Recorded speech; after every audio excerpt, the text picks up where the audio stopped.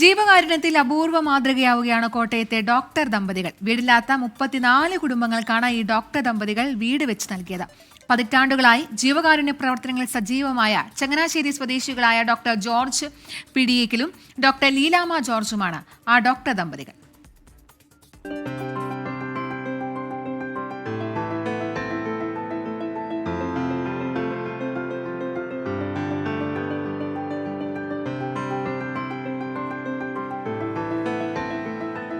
സഹജീവികളുടെ ദുഃഖത്തിൽ അവർക്ക് ആശ്വാസമാകുന്നവരാണ് ഡോക്ടർമാർ. അതൊരു ജോലിയായി മാത്രം കാണുന്നവർ വളരെ ചുരുക്കവുമാണ്. എന്നാൽ ജീവിതത്തിൽ ഉടനീളം തങ്ങളാൽ കഴിയുന്നത് മറ്റുള്ളവർക്ക് വേണ്ടി ചെയ്യുക എന്ന അപൂർവതയ്ക്ക് ഉദാഹരണമാവുകയാണ് ഈ ഡോക്ടർ ദമ്പതികൾ.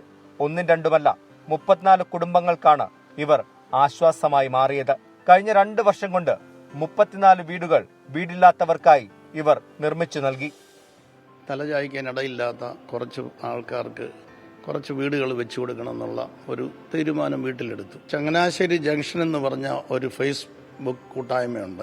വിനോദ് പണിക്കരാണ് അതിൻ്റെ ഫൗണ്ടർ. വിനോദ് പണിക്കറിനോട് ഇത് ഞങ്ങൾ ഈ കാര്യം ഒന്ന് എക്സ്പ്രസ് ചെയ്തു.